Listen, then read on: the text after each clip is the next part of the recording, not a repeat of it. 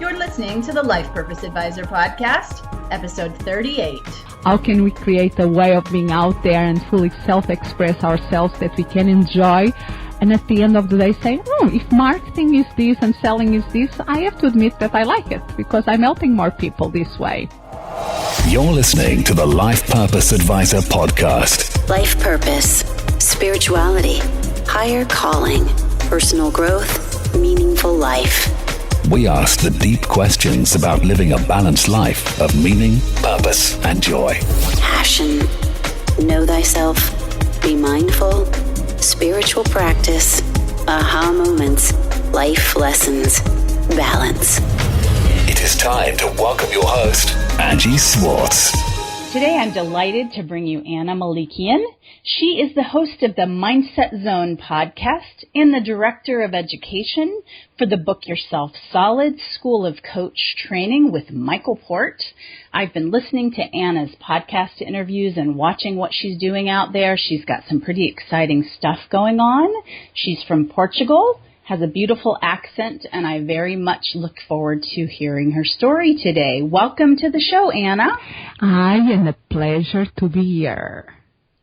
Very nice to see you, and I understand you're out in Arizona in the hot weather today. Correct. It's quite hot. It's summer, but I like it.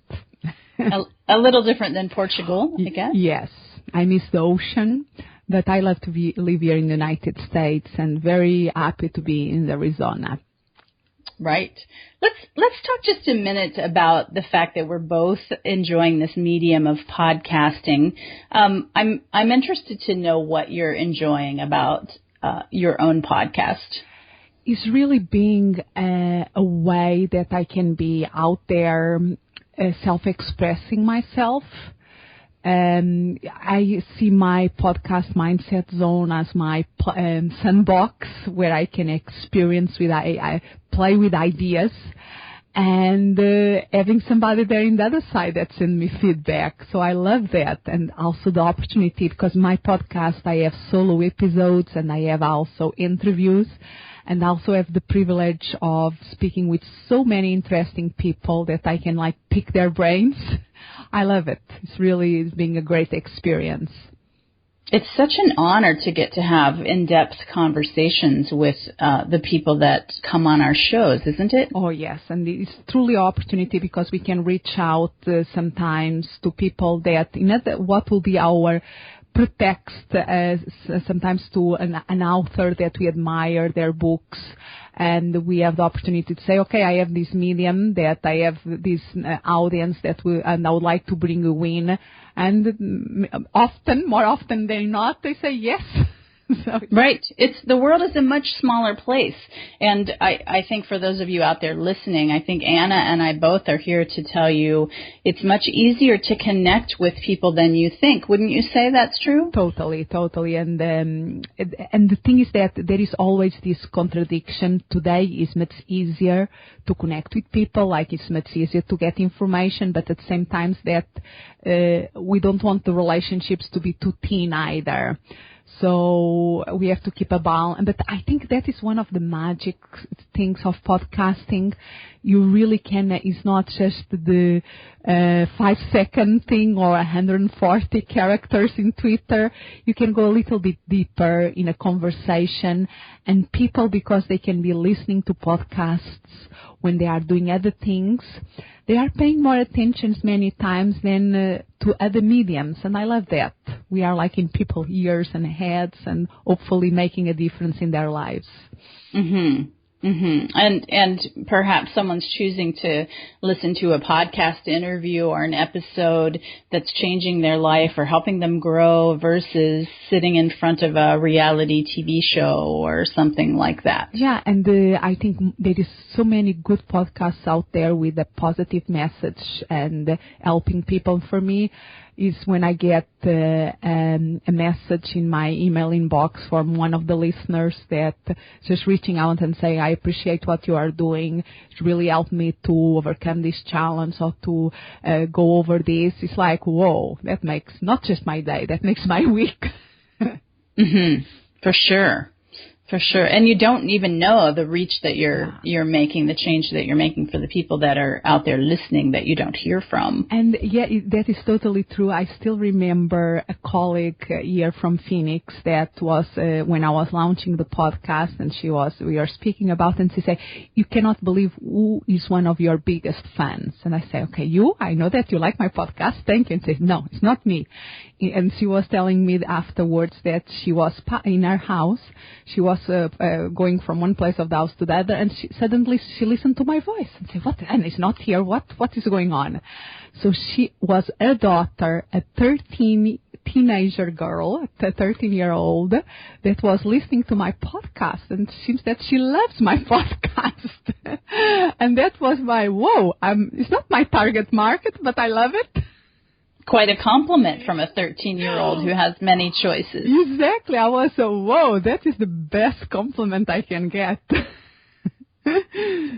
Absolutely. Absolutely. I want to turn our conversation a little bit to your work with Michael Port. Mm-hmm. I'm also a fan of his book and his work on Book Yourself Solid, which I'll let you tell about, but from my understanding is a very good approach for entrepreneurs who want to get their message and their work out to a bigger place in the world. Totally. It was amazing how Michael Port, he built this system. It's a marketing and sales system for service professionals. So if you are, yes, he also can work for people that have products online, but it's really in the art for people that are in the service of others and they want to make a business out of it. And there are so many marketing material out there that doesn't connect with people's hearts and mission. And the Book Yourself Solid system in that point is different because it's really tried to build something from the ground up, thinking about service professionals, what is their mission, and how for people that hate marketing and selling, how can we create a way of being out there and fully self-express ourselves that we can enjoy. And at the end of the day say, if marketing is this and selling is this, I have to admit that I like it because I'm helping more people this way. Mm-hmm. I love his approach also to really combining your business life with your personal life, in that I love his approach to how do you define your target market and doing business with people that you love to be around, and not defining people so much by their demographics, their age, their shopping habits, all of those things, but a little bit more personal approach to those. Yeah. Which makes it more real and more authentic. And this relationship base is really in the way that we see a sales conversation. We say sales conversation. It's a conversation between two people. Then if we have a way of helping the other people achieve their goals, and if that person wants our help, we can start to work together. But it's a very organic thing, and it's building relationships. All the marketing, the core of the marketing system is building relationships with other people. So that is something that most service professionals, coaches, consultants, and other people out there, they really relate with that. Mm-hmm. Mm-hmm. I kind of laugh when I get cold calls or emails out of the blue when someone wants to offer me help with certain services, whether it be SEO or search engine optimization, for those of you listening, or helping with email marketing or things that I know a lot about.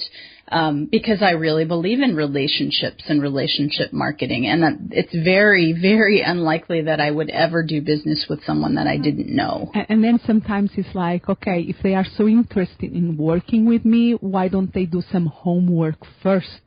If they, for instance, in your case, if they read your LinkedIn profile, possibly they knew, this person knows a lot about this. Maybe I have to approach it in a different way.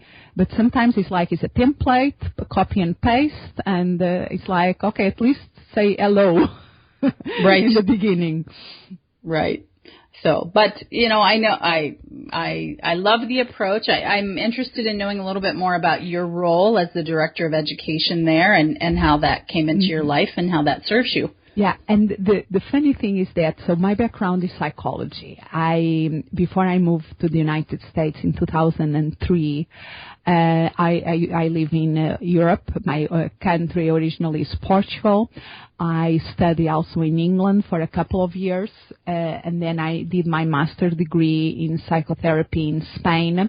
And then I went back to Portugal, start working in a private university. So I was totally in academia, and as a part-time, I had my private practice as a psychotherapist.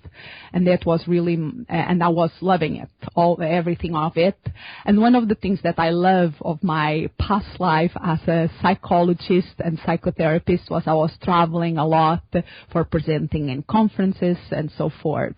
And it was in one of the visits that I did here to a conference in the United States to Phoenix that I met who became my husband a couple of years later. And so we met, we started dating, and he was living here in Phoenix, Arizona. I was living in Portugal, in the north of Portugal at the time. And one of us had to decide to make the move, and I decided to come to the United States. And I thought that I had some hurdles and some things to go through to get my license to work here as a psychologist. I didn't realize that was so difficult to get the license because I had finished my PhD and I had to redo most of my PhD work here because I did my PhD through an English university, and the criteria in the United States of the American Psychological Association is totally different. And so it really was like a door closing in my nose, and that made me think, okay, it's really this that I want to do? And in that process, I found out about life coaching, and suddenly I had like that moment of, whoa, why I didn't thought about this before? Because life coaching is personal development. I thought this is the ideal for me. I have loads of training in personal development. I love to work with people, help them go, improving themselves, if it's from anxiety problem to something, or even person that has a totally functional life to really grow. It's so beautiful work that we can help people with.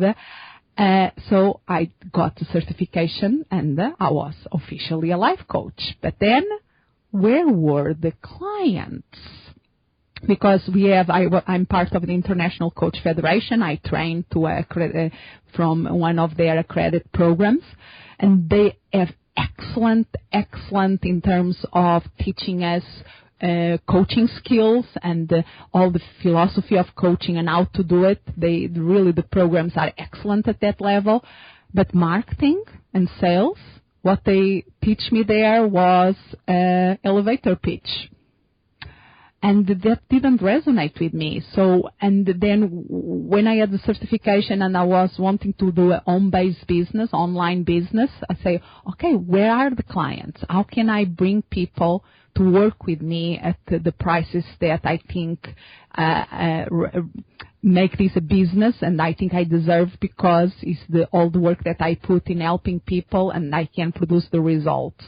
And it was in that quest process of looking for, because there were other people. There are people doing their living online, so there must be a way. And I started to study and finding what way, and I find many different systems, but one which resonated with me was the Book Yourself Solid from Michael Port. I started to follow it. I started to apply it. And I started to see results. My colleagues that I was in many online groups start to ask, what are you doing? I was explaining it. And during that time, Michael started to open intensive programs. I started to participate on those programs. And then when he opened in a more structured way, the School of Coach Training, I joined. I was one of the first ones in the program that got certified as a Book Yourself Solid coach. And I kept working with them, and to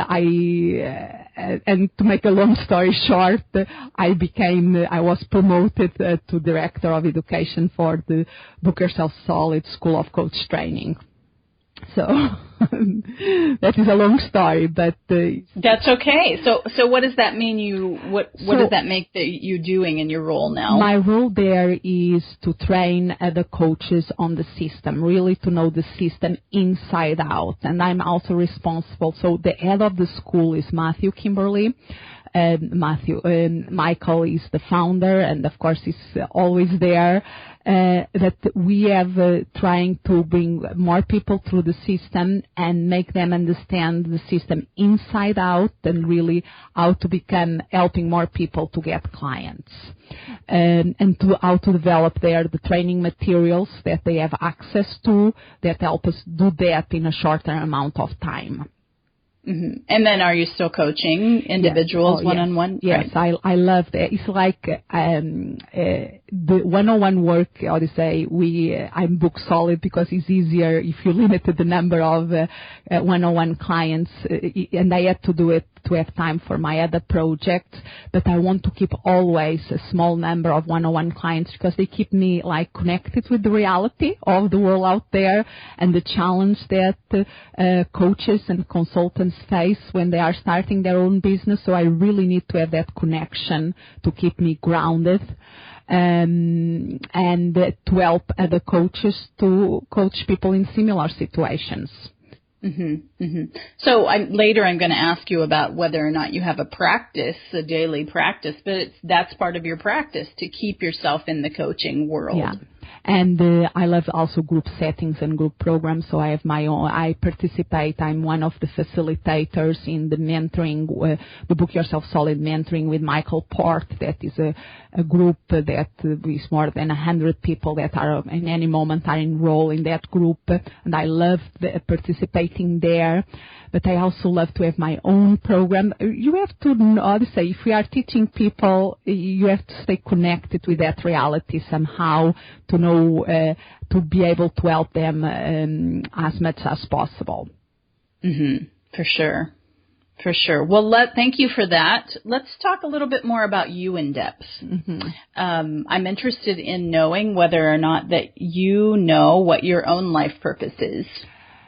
That is what I remember an interview that I did with Pam Slim that we were speaking about this of the life purpose, and one of the nice things that for me came of that conversation is that sometimes I think we limit ourselves in thinking of one life purpose. I think we can have several things that create meaning in our lives.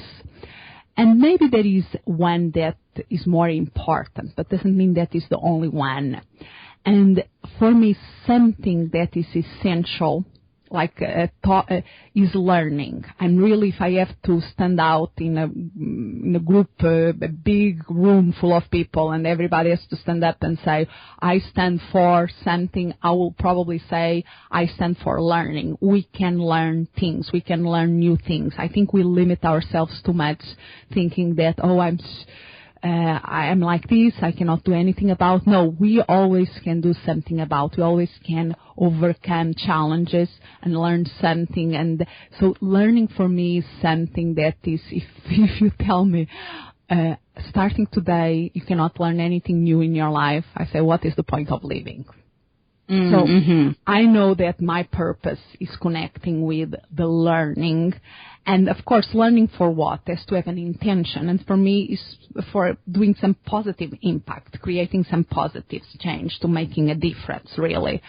And that is my purpose, and always was, in the sense, if I look back in my life, even in psychotherapy, helping people overcoming anxiety, of depression problems, of pain problems. That was the areas where that I specialized at the time. I was making a difference in these people's lives. And there was something special feeling that I was using my skills to help people overcoming situations that were like limiting them in many, many different ways and limiting what they could do in their lives. So, for instance, somebody with a phobia, that suddenly they managed to overcome that challenge, and they have a sense of freedom that they didn't felt before. Now they can do other things that they thought that were impossible because they had that limitation on them. And now as a coach, I'm not working with mental illness anymore. I'm working with people that are totally functional, but they also have their own limited beliefs around themselves, even business owners. And, of course. And the coaches. One of the things that Michael always says is that most business problems are personal problems in disguise. We put a certain limitations around us that are totally us, the ones that as in our story and our experiences that creates that. And we have to learn to be able to break that self-imposed barriers and see more options, more possibilities out there, and then decide where we are going to focus. And I love that work of it. For me, that is making the difference now, is helping people, other service professionals, that they know that I love to work with people with a mission. That know whatever they do is helping other people. So instead of now of helping one person and stay there, I'm working with change makers that if they manage to make a successful business of what they are doing, they are going to have a positive impact in many people's lives. So I feel like what I'm doing now as a business coach has a ripple effect even bigger than the previous work that I was doing as a psychotherapist. So you have a large multiplier effect on what you're doing. Totally. Mm-hmm. And so let's just talk a little bit deeper about your upbringing in Portugal. Can you think of times, maybe a few times, that were pointing you in this direction? Perhaps they're aha moments or difficult times or significant things that happened in your life that influenced you in understanding what your own calling was? And I think I always have this drive for personal development, of learning. Again, it's the learning who I was and why I was behaving in a certain way and why other people behave in different ways. And that, I think, was really what attracted me to psychology, trying to understand people. I remember in high school I was very, very, very good in science and mainly math, a very good student. And everybody thought that I was going to biology or to math, science or something like that. And when I said, no, I want to become a psychologist, people were, what? And for me, because I saw a person as the more fascinating puzzle that you can have. So if I was wanting to solve a puzzle, I want to solve this puzzle of people, understanding people, and I'm still in there trying to solve that puzzle. And if I go even younger, I still remember that anything that had to do with self-discovery, personal development, I always had an attraction to it, to try to understand it and try to understand myself. Make sense of things. Mm-hmm. Mm-hmm. It's interesting what you said about being a very good student and being good at lots of things. I think it's important to note in this discussion for those of you listening, many of us are good at so many different things, and there's a big difference between our gifts and our talents.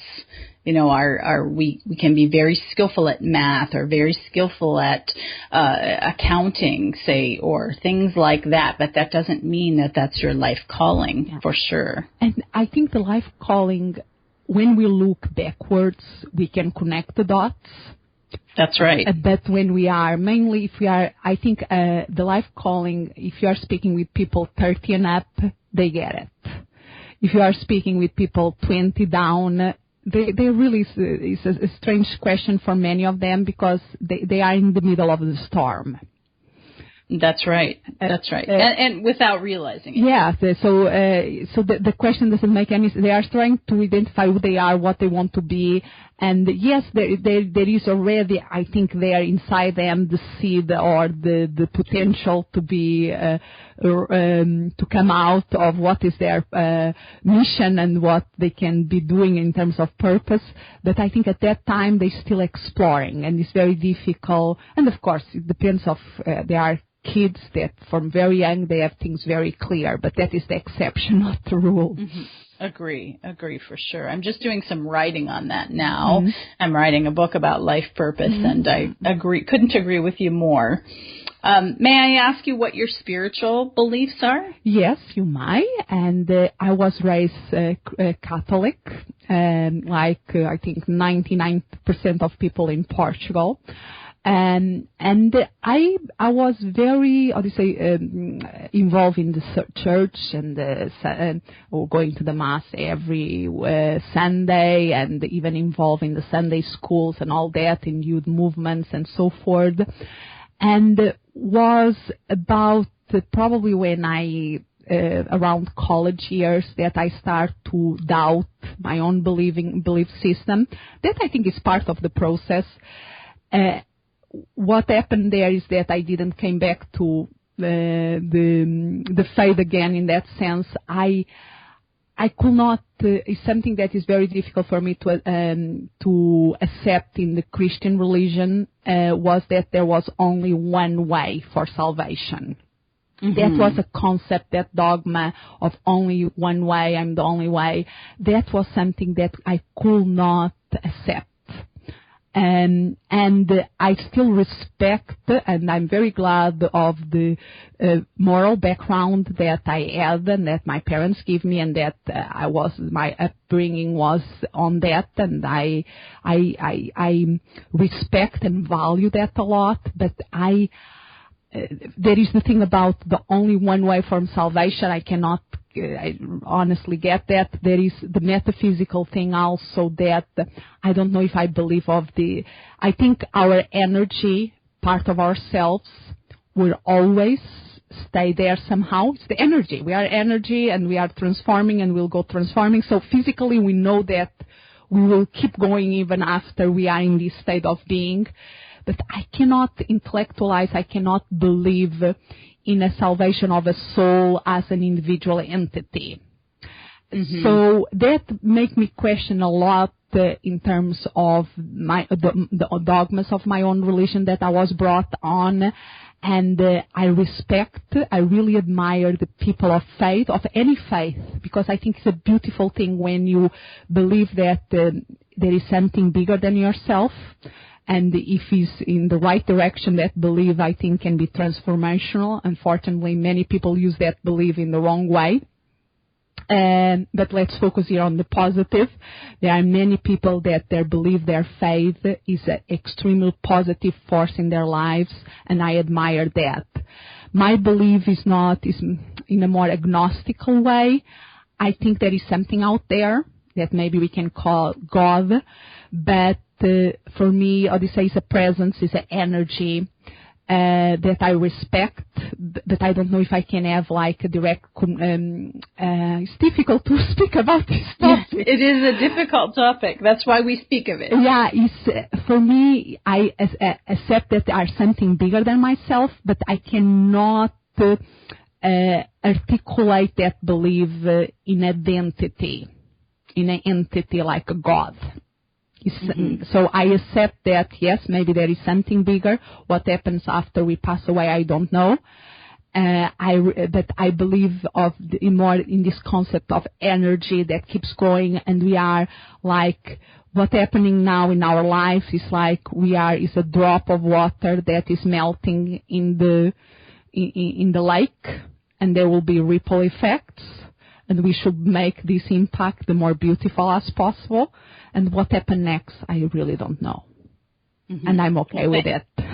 Right. Well, thank you for that. Quite a lot of clarity there. Mm-hmm. And so do you have any spiritual practices or practices that you wouldn't like to call spiritual that you do on a routine basis? Not as much as I think I should, to be honest with you. I think sometimes I get to I have a little daughter now. She's 6 years old. So I'm between my business, between my family life, between my little one. Sometimes there is not enough time that I think I should. And I want to, it's part of my growing edge that I know that I have to do to have more time for that self-care and the care of spirit, or a little bit of so I would like to be able to do every day some kind of meditation. And I have done some in the past. And even for me practice like yoga. I love what I call like a moving meditation. For me, something that I can get in a very special state when I used to practice yoga for a while, and that was like my time to connect with something bigger than myself. There is the physical activity, but there is also a mental state that we exercise that we do with that for me was a moving meditation that was really special, and I want to recapture that somehow. Even it's incredible activities like another thing that I'm not doing now that I used to do for a while that brought the same kind of experience for me was running.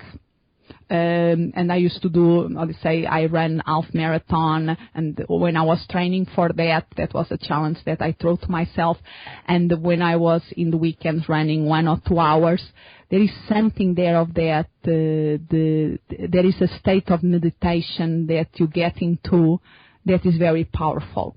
And at this moment, I don't have that practice in a regular base, and it's something that I would like to do. Mm-hmm. Mm-hmm. Well, thank you. Thank you for that. I think it's important that listeners know that that everyone's working and growing on bringing more balance into their lives. Yeah, it's never done. This is an ongoing. It's never done.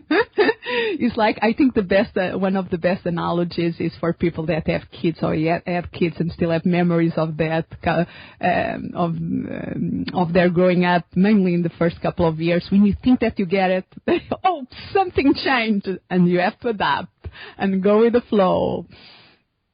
Right. And when you do know that, I also have a daughter. My daughter is 10, and, just thinking about really enjoying every minute of this pre-teenager years because it's about to take a big jump off the diving board into what you just explained of having to learn a whole bunch of new things as a parent. And as they grow, so do we. Yes, totally. They are the biggest. I knew before I always liked to travel, and I always told my friends that if I decide to have a kid, that will be the more adventure traveling that I will ever will do. And it's true. It is true. But even like that, you say they're always challenging us. They challenge, and that is, I think I have to always be so much grateful for her because she's always challenging me. How can I better myself? I want to give her a better example. I want to show her the best way that I can. And it's a big challenge. It is a big challenge. They are our biggest teachers in those little tiny bodies. Oh, totally. So, are there any tools, just switching topics a little bit, you mentioned lots of things that you've done for personal development over the years, but there are any particular tools that stand out to you that helped you learn about yourself more than others? Oh, yes.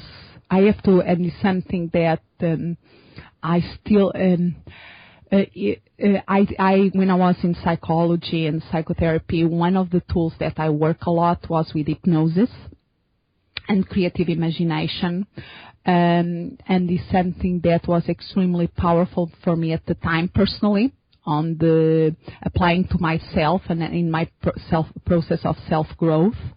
And working with my clients at the time in the psychotherapy framework. And it's something that I still do is some kind of self-hypnosis practice and using my creative imagination in a way that allows me to understand things or to make sense of things and even to create ideas and to explore possibilities. I think our mind is so amazing, and there are tools out there that are explored for many years and many centuries sometimes, and some of them from other cultures for more than centuries, that really can help us to grow as people. Because I think maybe this growth is not as visible like when we go to a health club and we start to have the muscles more toned and we lose some weight. Okay, we can see that, but in our mind, if we learn how to explore, how to grow, how to use it, the potentialities are, how to say, mind-blowing. We can be so much more than we can imagine. And for me, things like creative imagination and this meditation and hypnosis are very powerful tools. Okay. Thank you. Thank you for that. How about synchronicity? Do you believe that synchronicity plays a role in your life? And I think so. I always say it's that kind of things that I'm open to it. And sometimes I see signs of it. For instance, one of the things that I know that in the future I will be studying in much more depth and detail is the work of Carl Jung. And is in my life, if I look back in terms, even before I studied psychology, when I was studying psychology, and even today, once in a while I come up with some part of his work that really strikes me. And one of the things that he spoke about was synchronicities. And so I know that is something, it's like in that how the universe works and the things that happen and how we make sense of it. So I find it very fascinating. Mm-hmm. You have some good examples, perhaps, of synchronistic events in your own life already. I mean, coming to a conference in the United States and meeting your husband and not being able to transfer your PhD, which led you to another. Yeah. The path is very, very directed towards where you are today. Totally. And the thing I think the secret and what I have learned is to be open to the opportunities. Mm-hmm. And really believe that, there will be always doors that close in our nose, and it's not nice at the time, it's painful, and we don't wish, let's do personal development, just closing doors in your nose and see what happens. There will not be a good methodology, but it's part of life. It's part of life. So, and what I have learned with the life experience is when that things happen, and after that, just learn to press the pause button and say, okay, what is the best that I can do of these circumstances? And be more open. And even of all that experience of life, of things that happen and work out well, is because I was open to it. Very good. I love that. Great suggestion. Very great suggestion. May I ask you about money? Mm-hmm. Are you happy where you are financially? Do you make more or less money now that you're aligned with this happy purpose of yours? Does it matter? Are your values different?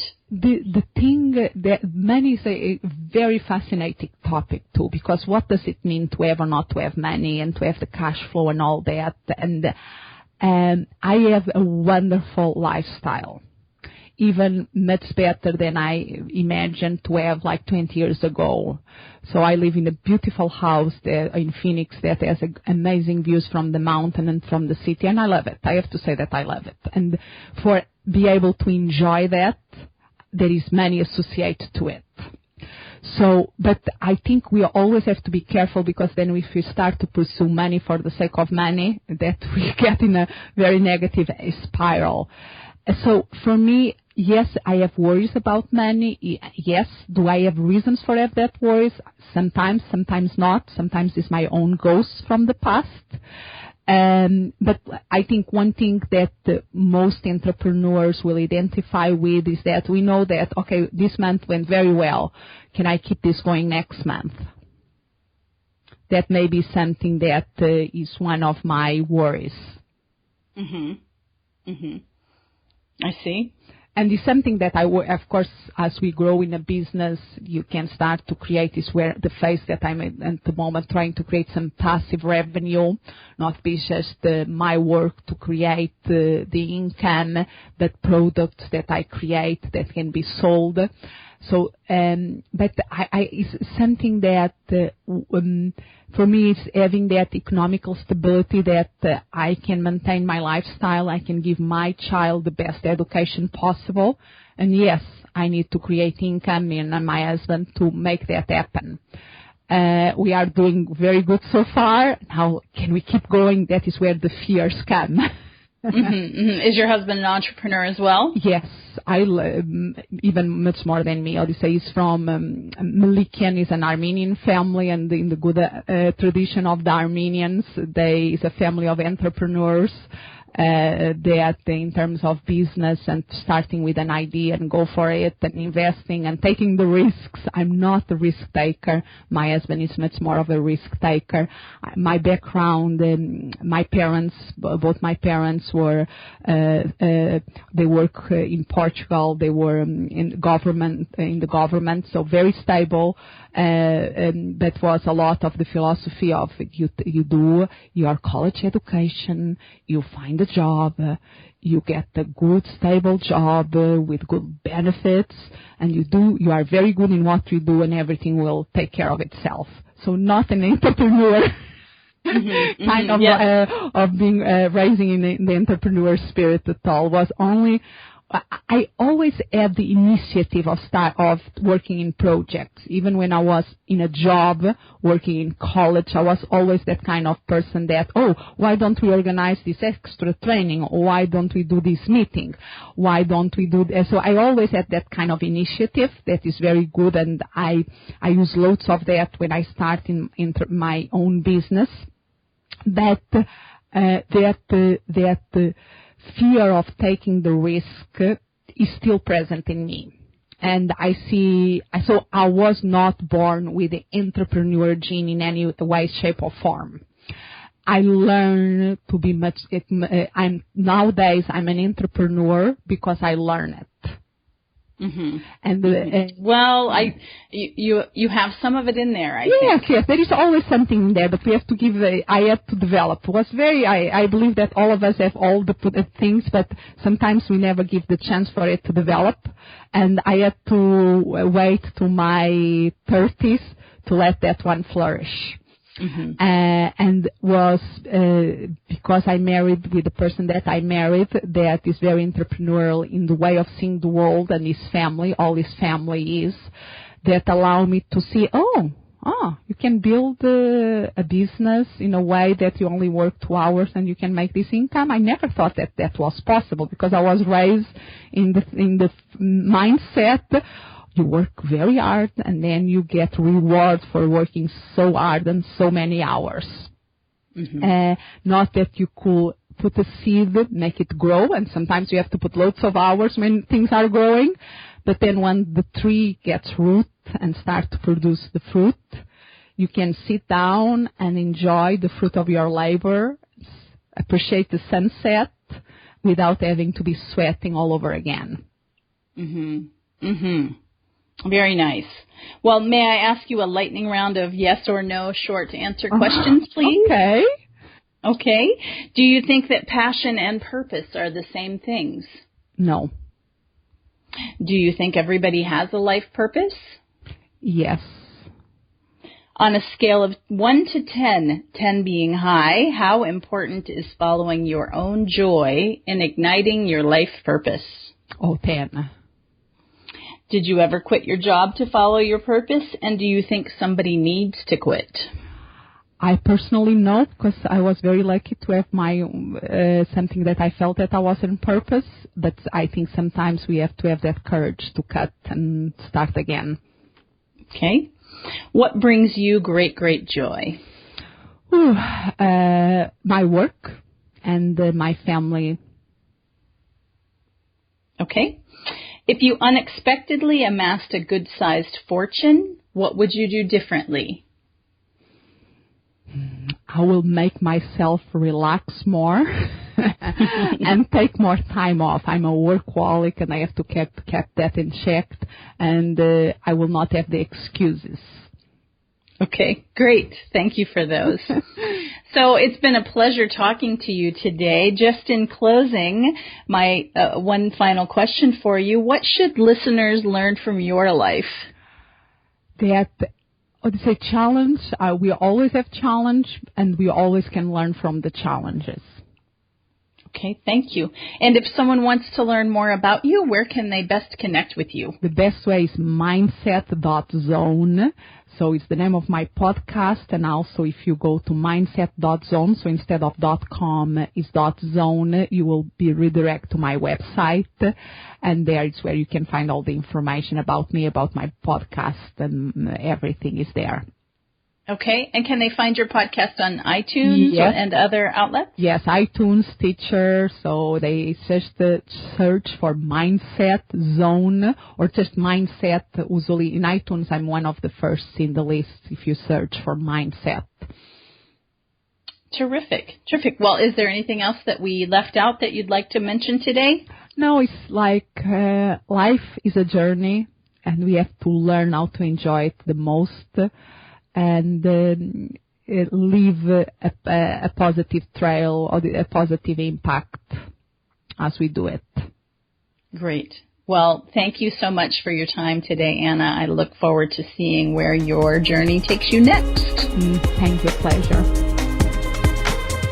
This is Angie Swartz. Before we end our podcast show today, I wanted to just thank you so much for your time and let you know how grateful I am that you're here listening with us. You make all the difference in our programming. We'd love to hear from you. You can stop by our Facebook page at facebook.com/Life Purpose Advisor to give us your feedback about how you like this show and anything related to personal growth or life purpose. We're happy to answer your questions there. We hope you have a wonderful day, and we'll see you soon.